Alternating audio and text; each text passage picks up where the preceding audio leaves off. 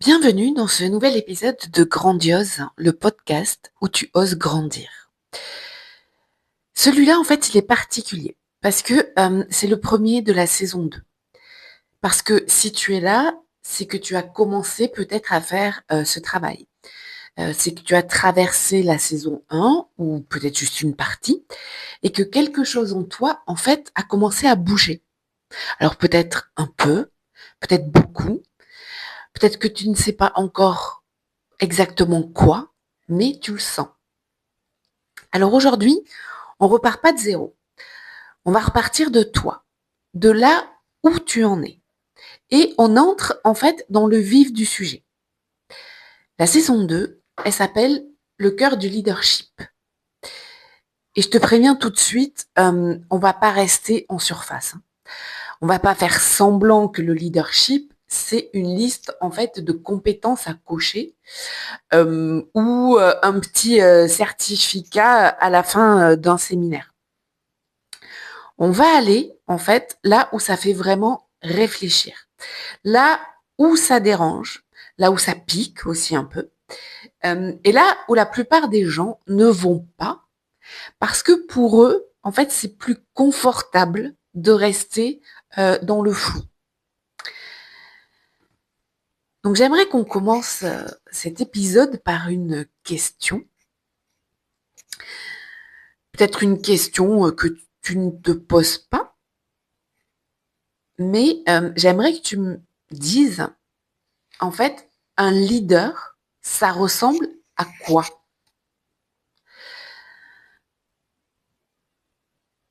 Je veux en fait que tu y répondes vraiment. Pas parce que tu penses que c'est la bonne réponse attendue, mais vraiment avec ce qui te vient spontanément. Quand tu entends le mot leader, tu vois qui? Tu penses à quoi? Alors moi, je suis prête à parier que ce qui t'est venu en tête, en fait, c'est de suite une personne charismatique. Quelqu'un qui ose prendre la parole en public, qui captive son éditoire, quelqu'un sûr de lui, qui ne doute pas, ou en tout cas qui ne le montre pas. Quelqu'un qui a une vision claire, qui sait exactement où il va, qui inspire les foules, tu vois, qui drive ses équipes avec une énergie folle et que rien ne peut venir ébranler. Je suis sûre que toi, c'est ça que t'imagines. J'en suis sûre parce que, en fait, c'est ce qu'on nous a tout le temps montré et ce qu'on nous montre toujours, en fait. Que ça soit dans les films, ce qu'on nous parle dans les formations, ce qu'on peut lire, en fait, dans les bouquins de management. En fait, c'est ça. C'est ce leader fort, ce leader charismatique, ce leader qui n'a pas peur et peur de rien. Mais moi, je vais te dire quelque chose, Juju. Cette image-là, en fait, ben moi, je trouve qu'elle fait beaucoup trop de dégâts. Elle fait des dégâts parce qu'en fait, elle crée un personnage, elle crée une norme impossible à atteindre. C'est une image, en fait, à laquelle des milliers de managers, de personnes se comparent. Et face à laquelle elles se sentent minuscules. Elles se sentent pas à la hauteur. Elles se sentent pas assez charismatiques. Elles se sentent pas sûres d'elles. Elles ne sont pas assez visionnaires. En fait, t'as compris. T'es jamais assez quelque chose. Parce que la barre, elle est beaucoup trop haute.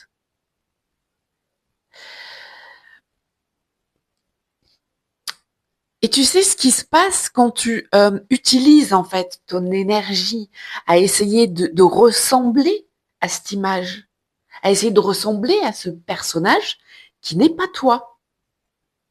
En fait, tu t'épuises, tu te perds.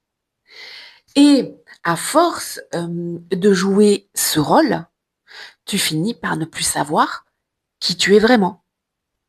Quand, en fait, tu dois enlever ce putain de costume. En fait, c'est ça le premier problème avec ce leader qu'on t'a vendu, c'est que ce leader, c'est un personnage. Ce leader, c'est une illusion. Ce leader n'existe pas. Ce leader n'est pas humain. Alors que toi, oui, avec tous tes ressentis, avec toutes les erreurs que tu peux faire, qui sont normales. Donc, ce que je veux, c'est qu'on revienne, en fait, à la vraie question. Pas celle que je t'ai posée il y a 2 secondes, mais à toi. Toi, à quoi tu ressembles quand tu es vraiment toi, Juju. Pas quand tu joues, en fait, au manager compétent. Pas quand tu gères la crise avec le sourire parce que juste l'équipe a les yeux braqués sur toi. Pas quand tu fais semblant que tout va bien parce que montrer ses faiblesses te semble tellement incompatible avec ton rôle. Il ne faut pas montrer qu'on peut être faible. Mais moi, je veux te voir, toi le vrai Juju, celui qui doute, celui qui ne sait pas toujours, celui qui rentre chez lui et qui repense à cette conversation ou à cette question à laquelle, en fait, tu aurais dû peut-être répondre autrement. Celui qui a des convictions profondes, des choses qui l'animent vraiment, qui lui tiennent réellement à cœur, mais qui n'ose pas toujours les mettre en avant parce qu'il a peur que ça soit pas recevable, que ça soit trop, que ça dérange. Moi, en fait, je veux ce leader-là. Le vrai. Parce que lui, il est infiniment plus puissant que le personnage qu'on t'a vendu. Et je vais te dire pourquoi. Parce que les gens, en fait, tes collabs, ils suivent pas un personnage sur la durée. Eux, ce qu'ils veulent, c'est quelqu'un en qui ils peuvent avoir confiance. Et Dieu sait si la confiance, la vraie, en fait, même celle qui te fait tenir en eau trouble, ça, c'est pas juste du charisme. Ça, c'est de l'authenticité. C'est toi, Juju. Et elle naît de ce moment, en fait, où il y a une responsabilité posée sur toi, mais toi, tu oses être humain devant ça. Tu oses dire je ne sais pas. Tu oses dire je me suis trompée. Tu oses dire voilà ce en quoi moi je crois vraiment. Et tu n'attends plus d'être validé parce que ce sont tes convictions. Et ça, Juju, ça ne s'apprend pas dans une formation. Ça se construit sur les fondations qu'on a posées ensemble, en fait, tout au long de la saison 1. Et il y a un mot, en fait, que j'utilise et qui est beaucoup utilisé, mais qui résume, oui, ça résonne aussi, tout ce dont je vais te parler durant cette saison. Ce mot, c'est incarner. Parce que moi, je veux que tu incarnes. Je ne veux plus que tu sois en représentation. Je ne veux plus que tu joues ce rôle. Je veux que tu sois toi.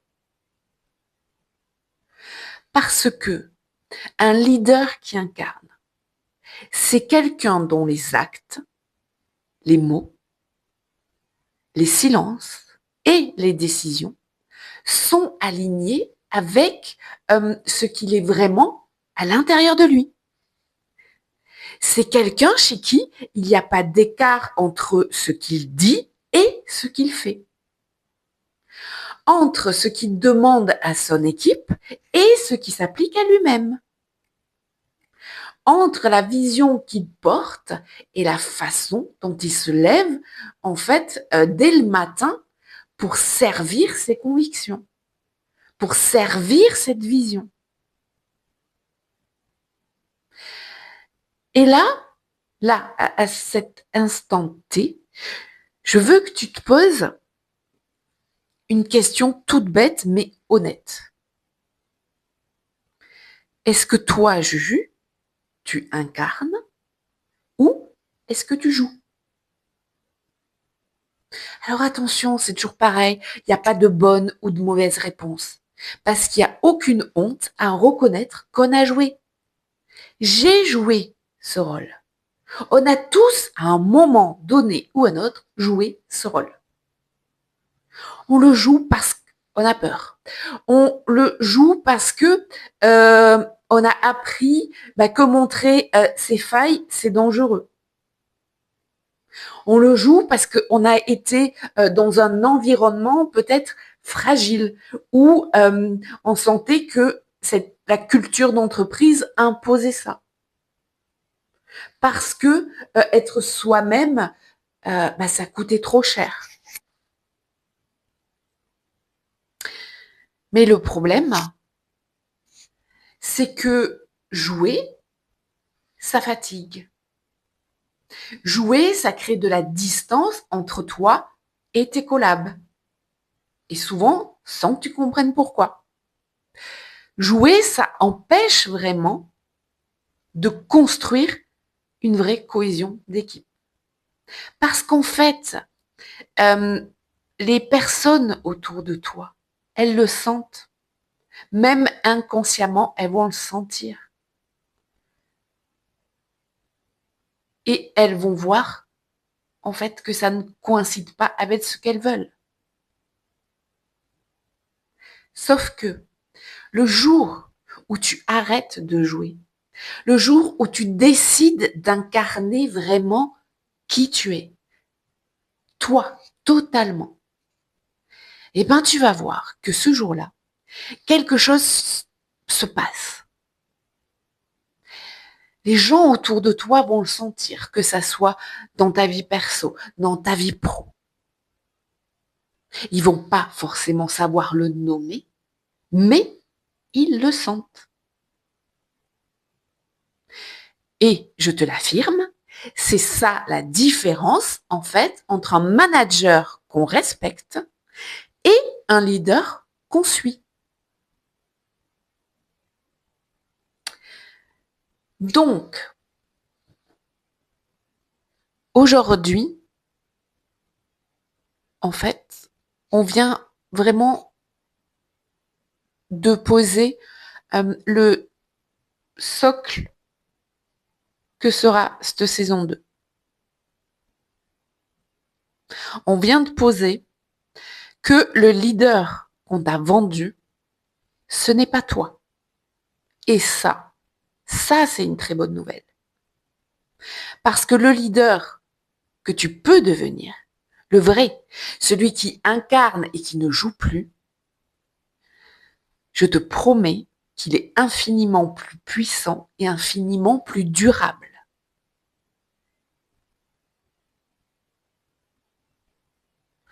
Donc, on conclut aussi que un leader, ça ressemble à quoi? Cette question, c'était pas la vraie question. Puisque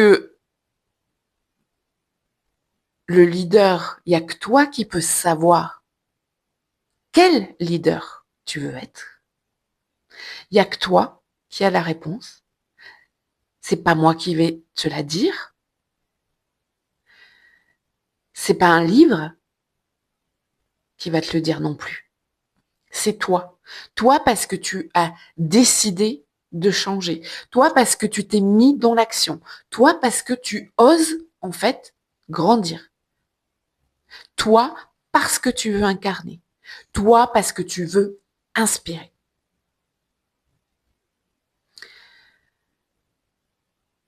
Dans les prochains épisodes, on va aller chercher ensemble tout ce qui compose ce leadership-là, ce leadership qu'on vient d'évoquer, en fait.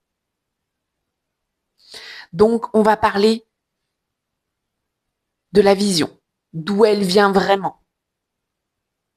On va parler aussi, parce que c'est une réalité, de la solitude du leader. Parce que oui, on passe tous par là. On va aussi parler d'une peur, et d'une peur que je pense que beaucoup de managers ont, c'est de pouvoir être dépassé par son équipe. Je pense dépassé en performance, hein, parce que c'est une réelle crainte. On parlera aussi peut-être de ces conversations qu'on n'ose pas avoir. En fait, on va aller là où peu de gens osent aller, mais on y va, Juju, parce que je sais que tu es prêt à y aller. Et si tu sens en fait que ce travail doit bouger, que ce travail doit se faire, et que tu veux le faire en fait de façon accompagnée, avec quelqu'un qui est passé par là, alors mon offre Reconnexion, elle est faite pour toi. C'est 3 mois où on rallume ta flamme de leader, où on va aller trouver ce leadership. T'es intéressé, tu trouveras un lien autour de cette vidéo. Sinon, je te le rappelle, tu peux me retrouver sur Insta, hashtag Audrey Coach Manager. Donc, Juju, arrête de dire plus tard, parce que plus tard, il est déjà trop tard. Moi, je te dis à très vite dans Grandiose. Ciao, ciao.